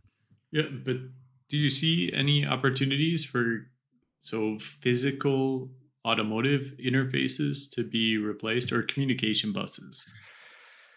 Uh, well, as I say, in certain for example, battery monitoring, where you need, where there's basically a cluster of batteries and they all need to be monitored, and it's very, very tight timing because if you've got a thermal problem, it has to be caught extremely quickly and be shut down. And wireless is quite good as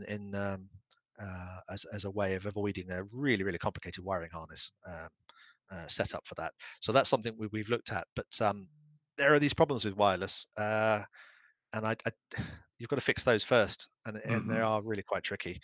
So we looked at prototyping some of the stuff with some of the existing wireless um, uh, transceivers, and then putting a new baseband on top. But it is very difficult. A lot of challenging problems for that. Well, and I think a lot of people are looking at this because Yep. wiring harness issues are very well known in the Yep. industry, and Yep. it's also a weight saver, Oh and yeah. Yeah. uh, Yeah. you No, know, yeah, no, there's great riches to be had if you can crack that because yeah, the wiring harness is the single most expensive component in the vehicle, and it's one of the few things that has to be can't be made by robots. So yeah, it's yeah, even minimizing it in just one local area by wireless would be great. We've also looked at optical networking as well using mhm, LEDs. That's also got a whole bunch of issues there. It um, uh, kind of like material science needs to move on a bit before some of these things become viable. I think that's right. definitely something that is desirable to do. Yeah, for sure. And physical layer, other types of physical layer mediums are have been researched for some time now. So Yeah, I'm looking for the I'm looking forward to the chance where we have a different physical medium to use. yeah, yeah, yeah, yeah. And I mean, sort of a power LEDs. So it's just done at incredibly Yeah. high frequency, and you couldn't see it. For infrared LEDs would be fantastic. Yeah. Okay, we have more questions. Does Canis offer can HG log monitoring? So kind of like a SOC function. And um, do you have the opportunity for users being notified in real time when something is detected? Well, the IDS obviously picks it up in real time. It has to be quite carefully coded because although can it runs at say 500 kilobits, that's you get 10 20 microseconds to respond to destroy a frame. So you are already res- responding very very quickly to this. Um, how you then communicate out of the IDPS, I'm not so sure. Hmm.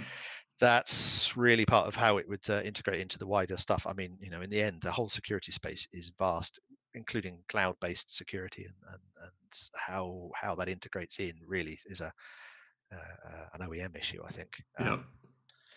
In terms of logging, yeah, I would see the way this is going to evolve. I think is that the IDPS is doing a very specific job of guarding the bus here, but the next step is to guard multiple bus segments, and then the next step after that is to actually do the gatewaying because it's already connected to all the buses. Um, and in fact, we're working on some hardware acceleration to make sure you can do all the gateway and offload all that from the software.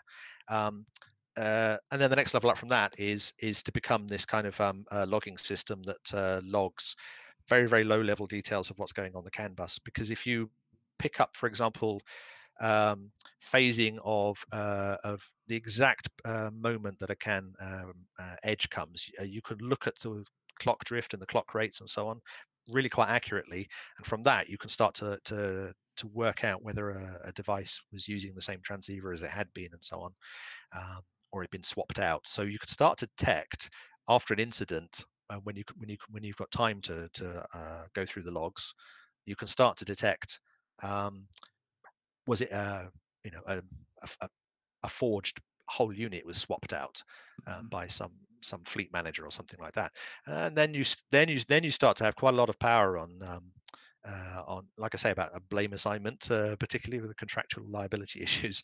So I think that's probably the way this is going to evolve: is that the IDPS will start to become a low-level forensics capture tool as well as um, just a protection and intrusion detection. It'll become really quite specialized, I think. At least Um, an indicator in the complete, yes, yes, yes. forensic So system. yes.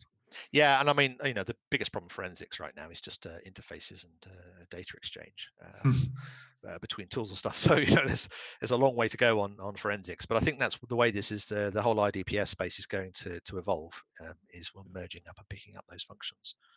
Um, Okay. yeah, Um, Thanks. The next question, due to the low bandwidth, CAN is very robust to noise. Does CAN HG have higher installation requirements to require to wiring than the original CAN standard?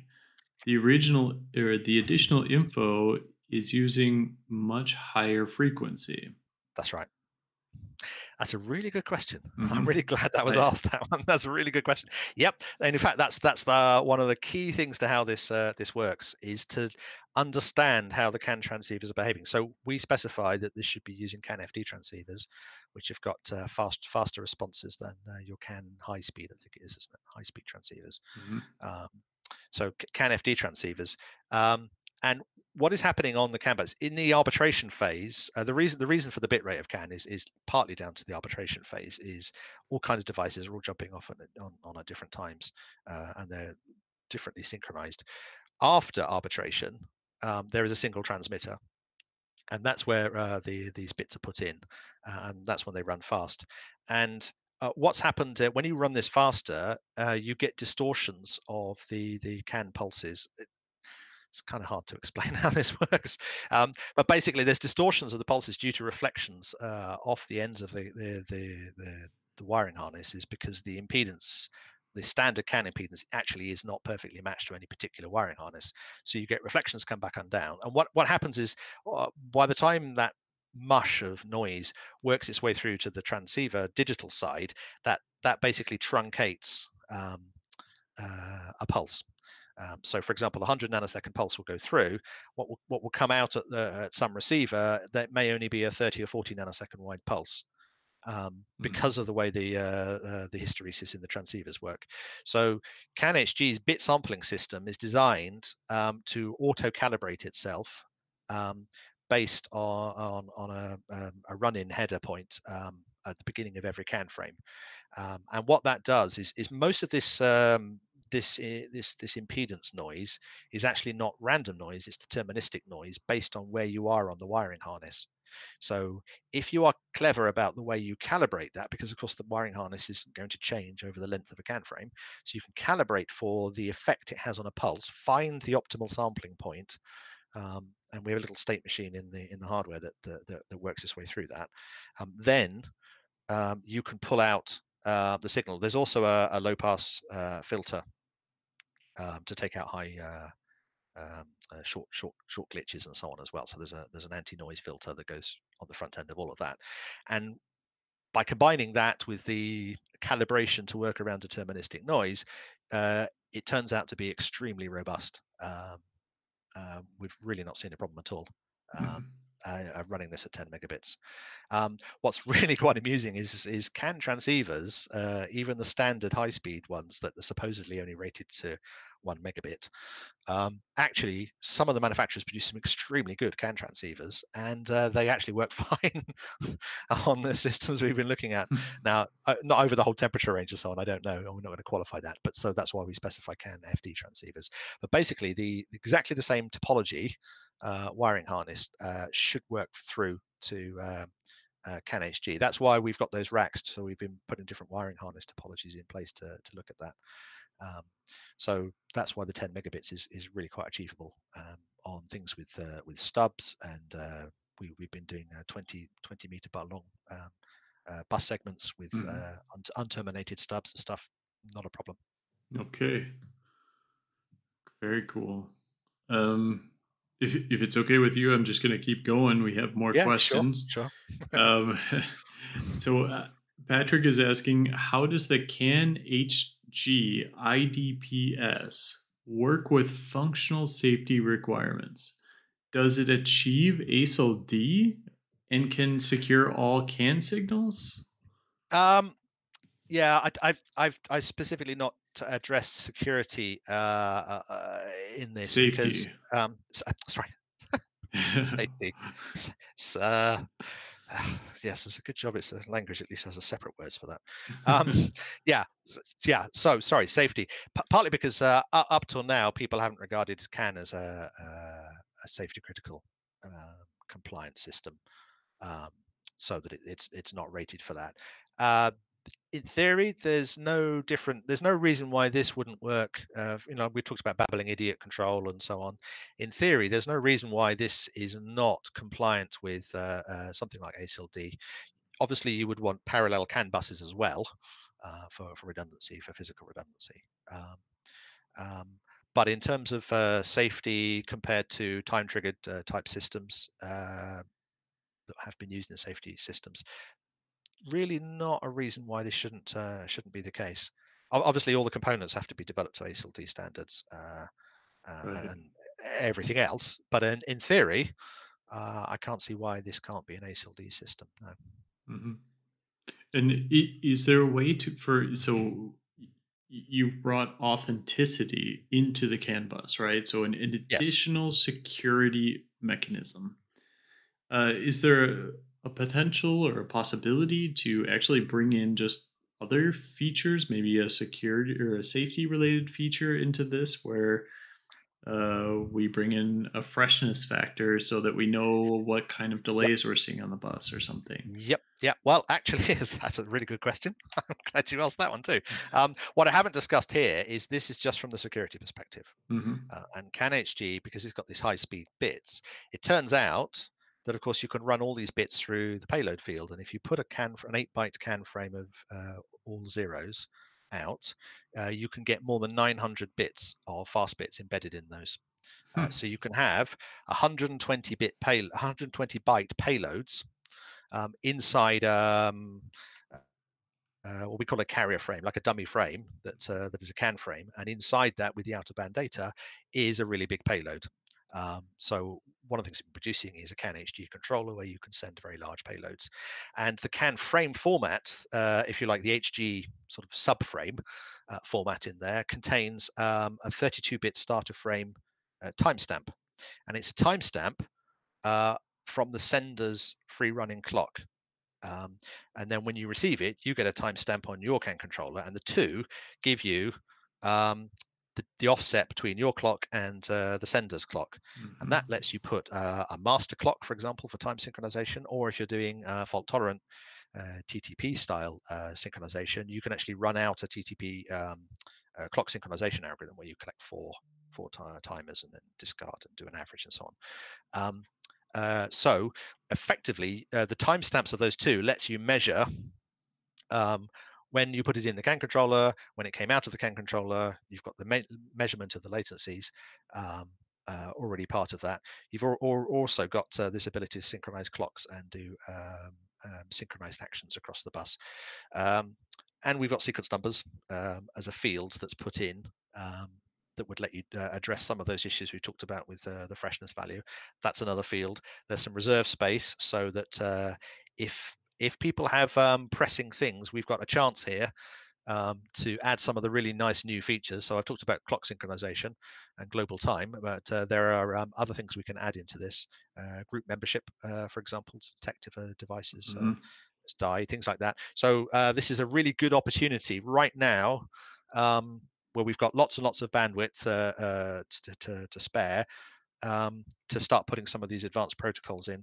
So, for example, the CRC, we have another CRC that sits inside this CAN HG frame. That's a 32-bit CRC with a Hamming distance of 6. And you may have read some stuff about how CAN CRC is in pathological cases, because of the way it does stuff bits and stuff, can drop to a Hamming distance of 2, which is not good enough for safety systems. The way we deal with that here is because we do extra checks on that carrier frame. We can resolve the CAN problem because we know when a carrier frame should have what it should look like, and if it doesn't, that pathological case goes away. And we have the CRC inside the CAN field, CAN HG frame that's a proper Hamming distance 6 32-bit CRC. So there's a lot of protections to make sure that when a frame comes out, a Canis G frame comes out into a Canis G controller, it's genuinely uncorrupted and authenticated. Hmm. Yeah. It's like broadband for CAN, right?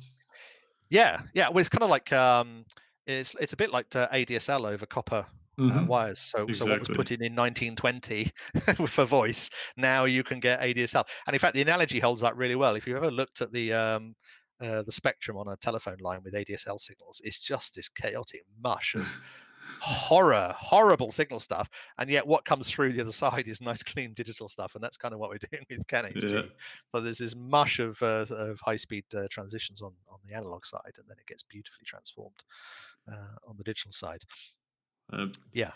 Ken, I mean, there's much more questions, guys. I would love to go through them all, and I think Ken would as well. But I think it's best that we make Yeah, a cut here. If you fine. do want to send your questions to Ken, he has his information here.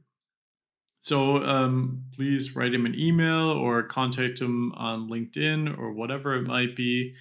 Unfortunately, we just can't get through all of them. To be honest, I also have a lot of questions myself, but we have to come to an end tonight and let Yep. Ken get on, maybe get some dinner as well.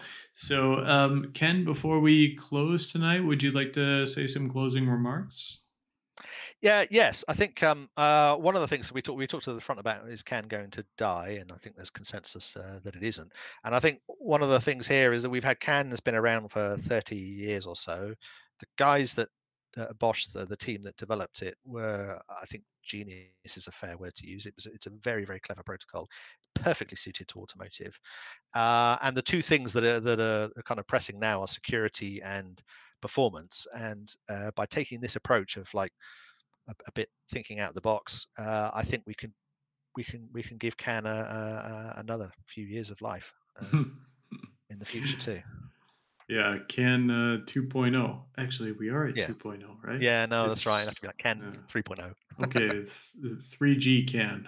Yeah, yeah, that's right. Yeah, yeah. All right. So everyone, thank you very much for joining. Ken, thank you very much from your side. It was a great presentation. Everybody is saying thank you. So um, from your side, thank you for being here. Thank you. And please tune in next week. We also have a really cool presentation. So looking forward to seeing you next week.